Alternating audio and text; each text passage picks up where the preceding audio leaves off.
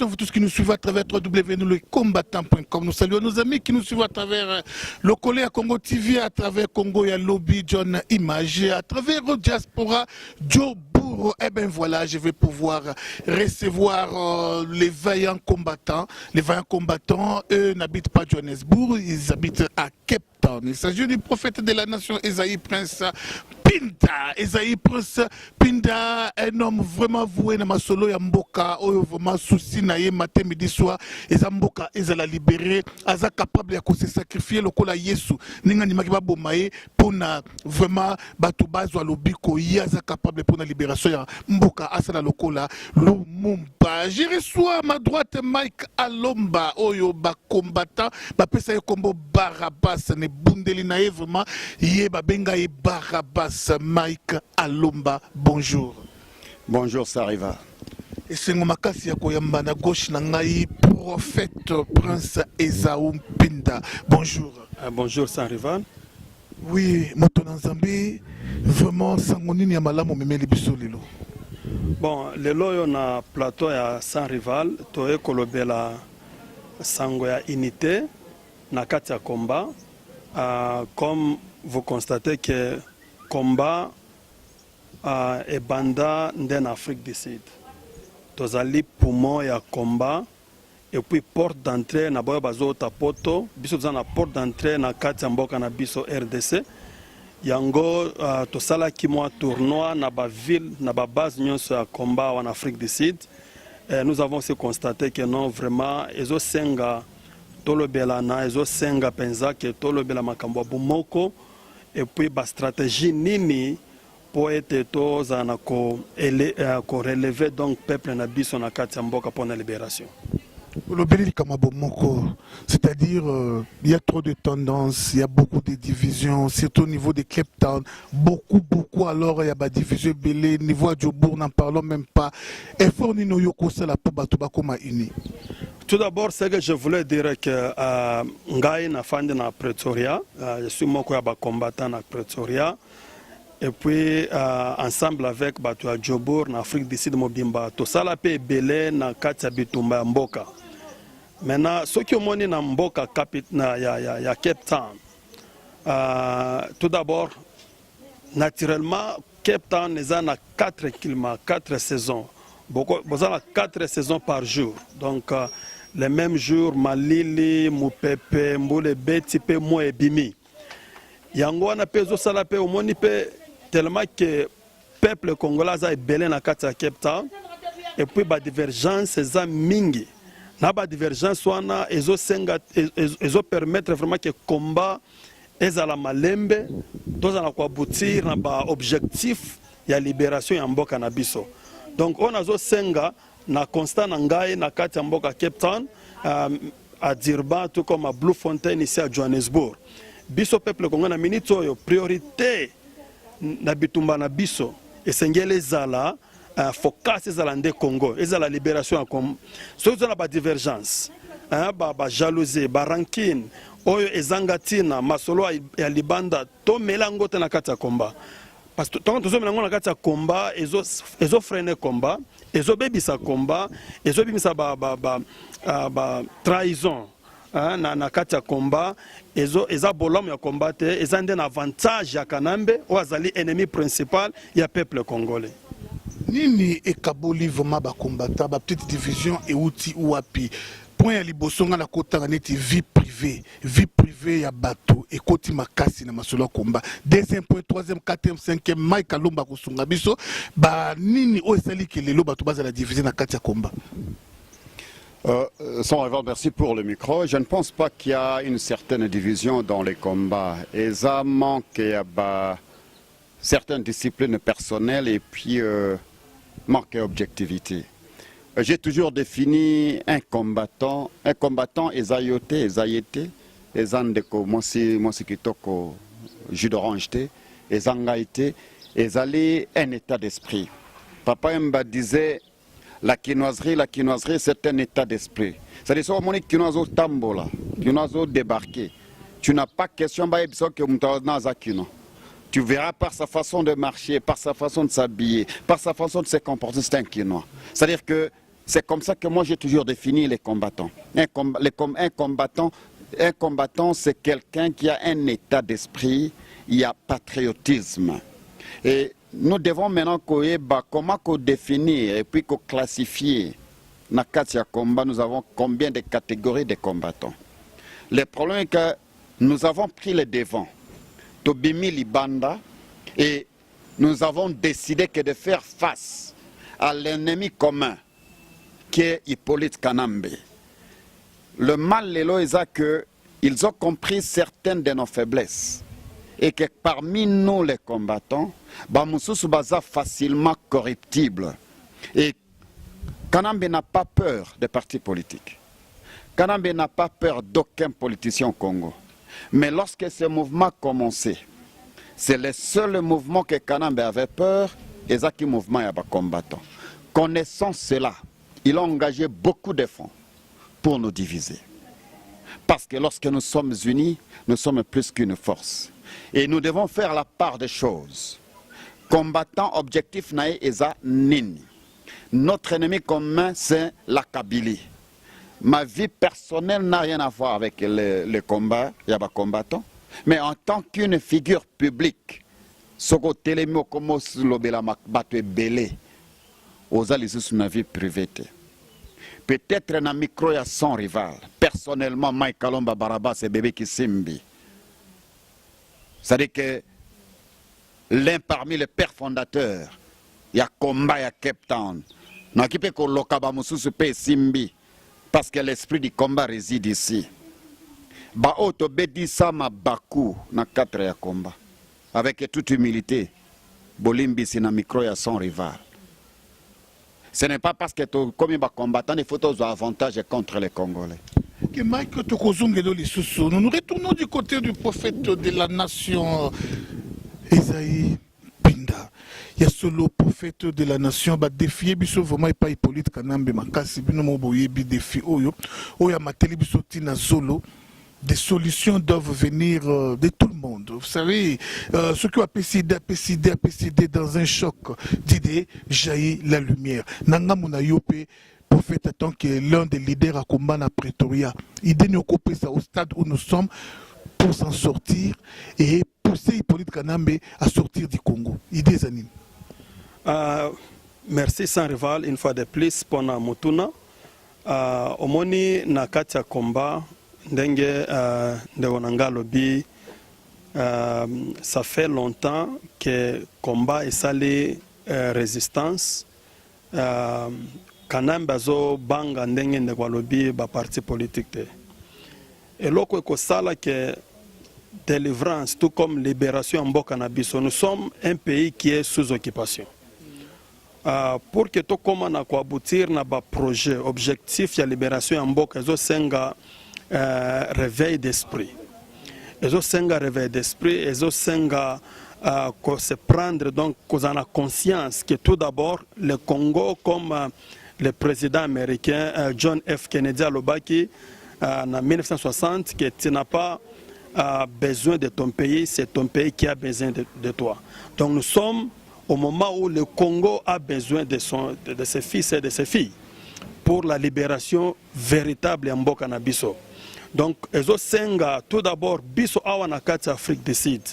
Tozala bumoko nawe etali makambo ya combat, c'est-à-dire tozala focaliser, tozala na vision moko pour que to pousser peuple na biso elamuka na kidiba, elamuka na pongi oyo ba politicien bazo mema peuple na Congo kolalisa bango pongi. Donc eza ngonga oyo ezo senga comme les défunts Tshisekedi Alobaki, les peuples doivent se prendre en charge. Donc, ngonge komi que no biso awa, toza la poumon, to pesa oxygène na population congolaise de Kin al Bumbashi na côté à est pour être résistance et soulèvement populaire. Ouezali na minute bit na biso c'est soulèvement populaire. Mutu tout place azali atelema. Pour être toza na kobengana Monguna Kanambe et puis Kanambe azaka Kanambe mon côté c'est tout un système bazali ebele o baza pembeni na e bazo senga penza lavage physique lavage spirituel pour être Congo ya solo Congo ya lobby ezala na prospérer bien. Ok, on va y revenir. Fally Ipupa Achebende le makasi na Cape Town. Ya lobi azoya kobeta na Cape Town. Cape Town mboka ba Mai Kalomba. Cape Town mboka ba Katakata. Ba Papi Sukami. Fally Ipupa ye alobi héritier kosa ya leki même moto na tembe. Réaction noni? Talasi mazonga moto. Mone masolo ya musique. Les gens peut-être n'ont pas une bonne compréhension, c'est rival, que la musique, ça fait partie de notre culture. Mais il y a un Allemand qui a dit, toujours pour soutenir la thèse de l'impérialiste, que pour divertir un peuple à ne pas s'occuper de la politique, ils ont mis en place la musique, le média et puis le divertissement pour nous amener à l'erreur. Comprenons ces choses en tant qu'intellectuels. Et ça, que nous sommes contre notre culture. Mais ce qui t'a je peux expliquer pourquoi les lopes commenter la musique. Parce que cette même musique, peut-être par rapport à la culture, moi na botami. Ce qui le collé na midi, peut-être chef du village à Oleka. C'est-à-dire la musique avait un message. Mais musique ba pédé le corps ba fallait ba comment bête la bisolelo. Et ça, musique, la réalité, ça s'est passé dans les lits. Musique, c'est-à-dire que la réalité, ça s'est passé entre papa et maman. Nous sommes des bantous. Il y a certaines réalités culturelles, il faut toujours continuer à observer. Quel est le message bango bazo pesa biso? Cette même musique, bango baza ba figure publique, baza ko induire le peuple en erreur, baza ko adorer Kanambe.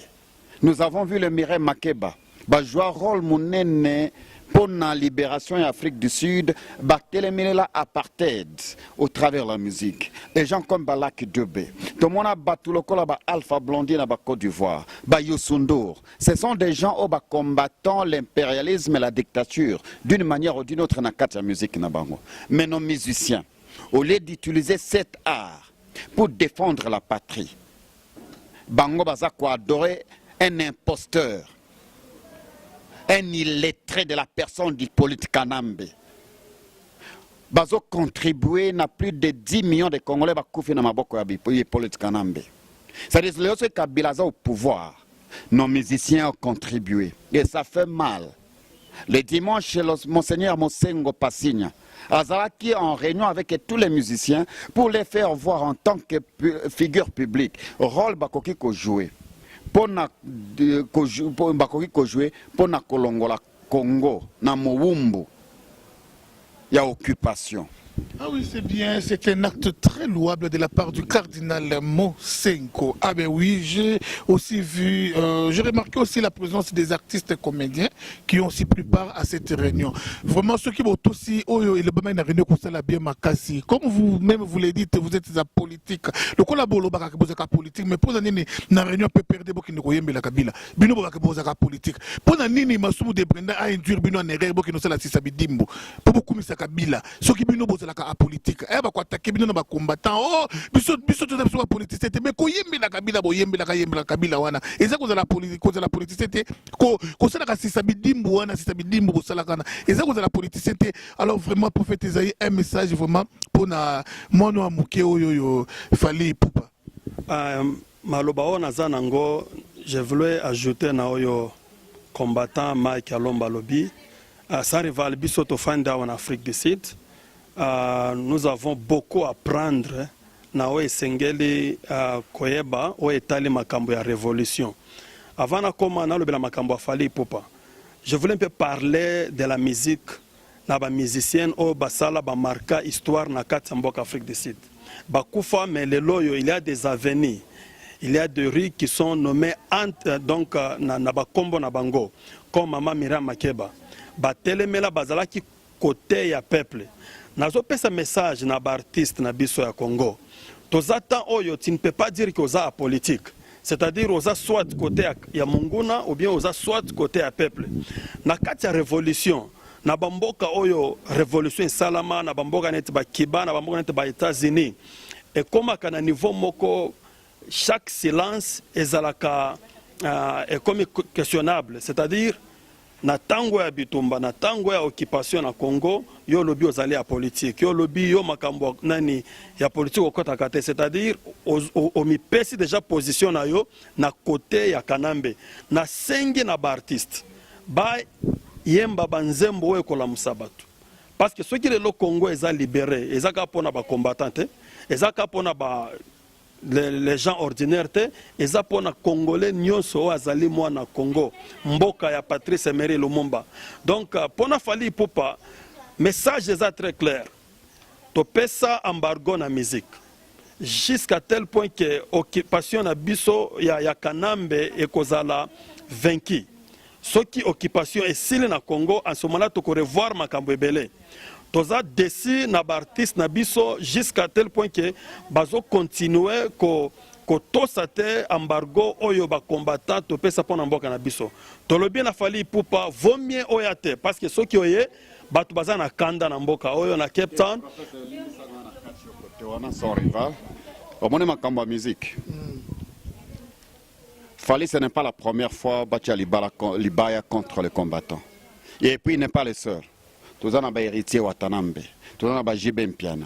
Nous avons les gens comme les Bawi Rasson. Mais ce que nous pouvons leur dire aujourd'hui, les combats que nous combattons, ils apotobi manaba télévision. Les combats que nous combattons, c'est pour la survie d'une population de plus ou moins 80 millions de Congolaises et Congolais qui ont déjà dit non de souffrir sous l'oppression. Nous avons dit non de souffrir sous la maladie. Nous avons dit non de souffrir sous la dictature. Et nous avons dit non à ces régimes de Kanambe. Alors, Bango se bakansi tozo bunela mutu songolo pakala. Tozo défendre tout un peuple. Yekuta zolo bakeno, yekuta zolo bamakamsusu. Moi je dis, Fally, viens. Nous t'invitons en Afrique du Sud, précisément à Cape Town. Cape Town s'appelle l'axe du mal. Naza sur Ngoimulunda, lelo son âme, ils ont dans le tourment éternel. À cause de l'impunité, Malou Malou, son âme est dans le tourment éternel. Azo Zika. Fally, viens, un PD que tu es. Je pense que tu as choisi Cape Town parce que tu as ville à PD. Et je suis convaincu que derrière toi, il y a beaucoup de PD. On a levé au défi. Au Monio, au Afrique du Sud, au Sali émission, au Sali répétition, au matin à podium, au Betty musique, Balesio Mbongo na ba PD. Au Bimi, au Lalibasi na bangoto, bolala ni bino na bino ba PD. Ok, Congo, to isiko okende. Totiki combat. À moins que la cause que nous défendons n'est pas une cause sacrée et juste. Ce que Zabongo Fally, peut-être Makamboyok, et à part toi Fally, n'a pas ce message n'a pas producteur et Fally. Bo loué ba mercenaire, bo loué ba gangster, bo sangisa ba maître nyonso. Ce qui a fallu na Cape Town, na Blue Bag, au Betty Music, au Bimi Cape Town au Kei. C'est que qui combattant Tomi Pesa Musala to sala kapona Congo eza lokuta to tika kazaka qui combattant ce jour-là. Nous t'invitons. Ezo bangi sanga mafali ndena yebeli ba combattant Cape Town ba limbisa kati. Ba combattant Cape Town ba limbisa kati bande kunanga nazomona déjà pour nanga na ko conseiller Fally sala testament avant oya misala de testament ndako nona na ko héritango mutuka nona otikela ngo nani Fally parce que ozoya kotika nde corps no awa ba ko kondone mérase pour ba combattant Cape Town tona mutu lokola Ngoyi mulunda ba kimisa ye pasteur mukunda ba pasula ye mutuna mulangi ba combattant Cape Town bazaba to basala ka jeté bande konanga ba lekita ba Boko Haram ba combattant Cape Town bazaba même ramo kona ba Ben Laden donc soko ye Fally soko ye donc au signer liwana yo moko nde au signer liwana yo producteur moko te akosa yo a assurer sécurité no azate ata bazu monsieur Sony wana ki producteur a Michael Jackson akokoka ko assurer sécurité na yo te na ta auto zali o ba combattant Cape Town ba inhumain ba combattant Cape Town ba ko ba Terminator mawe sila bango et sila bango nous la ka Fally mo côté musicien so ko oser tala ka ba kamto ko ya na jobu Cape Town tango yaka ezala ka batata pour ba yaka toujours Cape Town tango yaka ndeko nanga vraiment liwa wana zande liwa alors vraiment prophète Esaou to comme vraiment na suka ya masolo na biso message nini oyo peuple congolais bakoki ko retenir lelo na masolo ya ngai na bino lelo parce que monsieur sans rival na manakono sur le monde on a besoin quand même d'un message fort pour le peuple congolais, un message fort pour les politiciens congolais et un message fort pour la diaspora. Merci une fois de plus sans rival na sepeli lelo na micro ya sans rival na banzi bozolanda biso bisika tu bozwami mokili mobimba. Message onga nazana ngopo na peuple congolais na sengi na peuple congolais dans les 4 coins de notre pays, ce sont les hommes et les femmes ordinaires au basala kamakambo minene.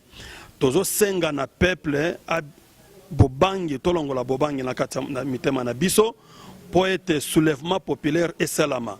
Topesi alminatum na kati ya Kanambe le 31 décembre. Mais na pona ngai na sengi na ba politiciens parce que l'année passée à cette heure-ci tout le monde disait le 31 décembre donc Kanambe kokende. On a vu tout ce que le régime en place, salaki, blocage, ce qui fait que non, et là on est salama quitté. Cette fois-ci, na minute on a belé na bakinoise, na ben na bakinois. Donc bisika tout bozali le 31 décembre. Toto sa mibeko oyo ba politicien na ba combattant tozo pesa bino. Nous voulons soulèvement populaire na kati ya Congo. Nous voulons le départ ya Kanambe. Donc trop c'est trop nao etali makambo ya Congo. Bana Congo ba kembi fort, bana Congo ba souffrir mingi. Ngonga beti. Donc pona makambo ya Congo, on ne veut plus attendre que que l'Amérique puisse parler de nous, soit c'est la Paris ou bien eza Londres. Eza ngonga oyo Patrice Emery Lumumba héros national lobaki que non ngonga kozala oyo peuple congolais bango moko bakokoma destin na bango moko bakokoma livre na bango donc na beleli na bana Congo kengonge komi biso bana Congo les hommes et les femmes ordinaires totelema pona o etali combat na kati Afrique du Sud biso nyonso tango fallait kozala koto to invité to ko kita Cape Town pour total c'est que non on a mis l'embargo sur la musique. Na beleli na Général Katakata, na beleli na John Kitete Motopamba, na beleli na ba combattant nyonso njokombango o ya Cape Town. Pour être toza la bumoko, to tia ba divergence na biso na sima makambo ya kolandela ba vie privée ya batweza la te.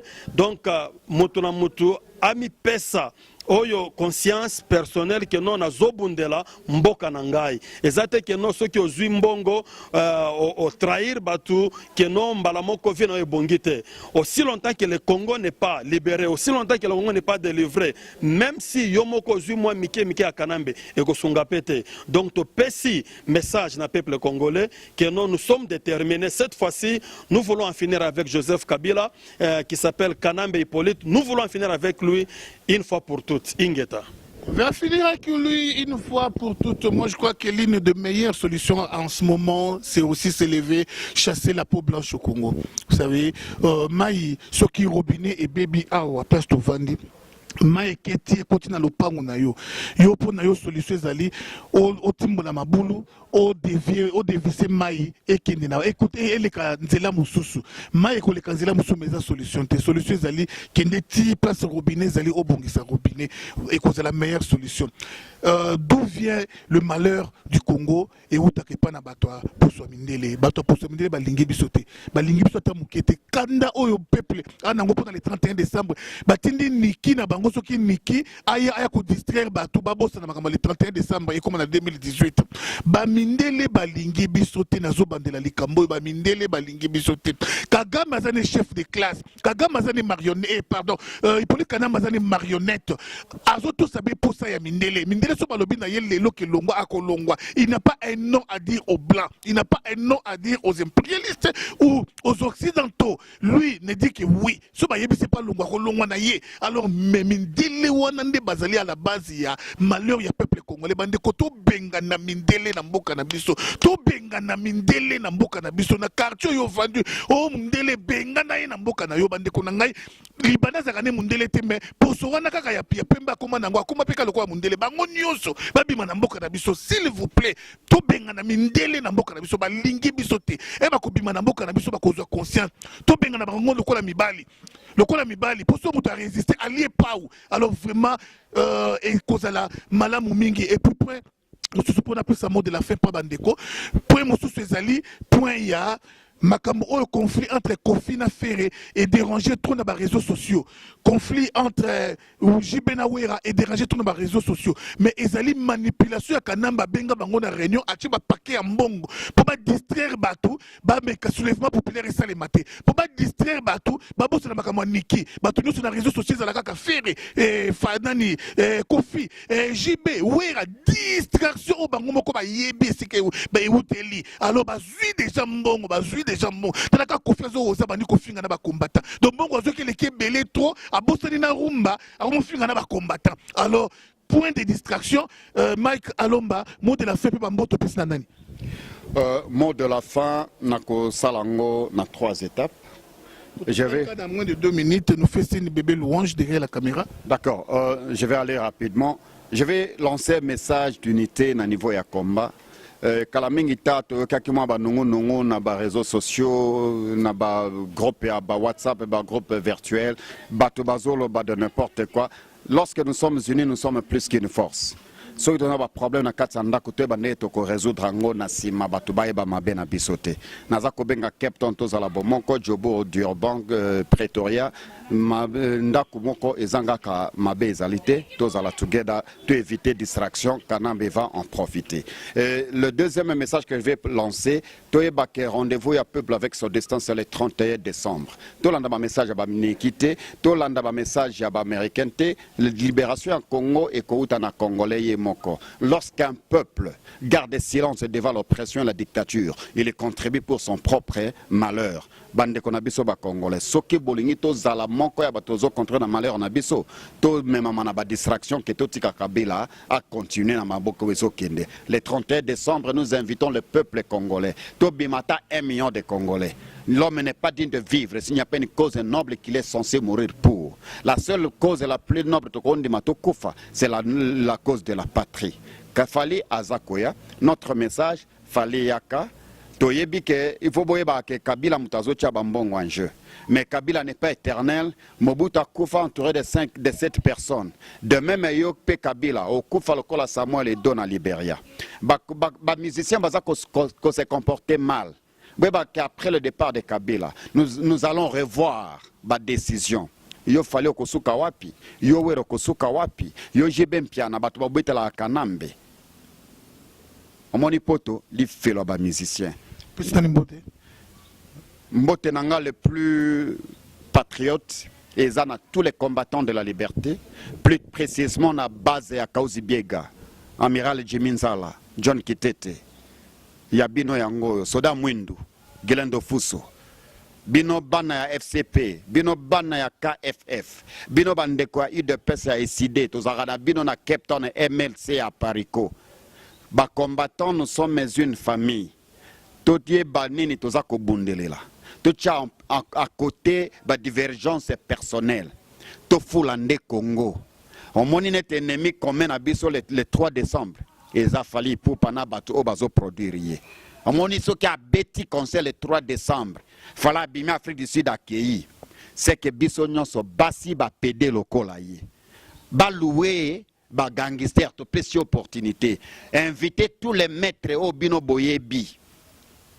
Ce que bêti concert na Cape Town fali po bimi Cape Town.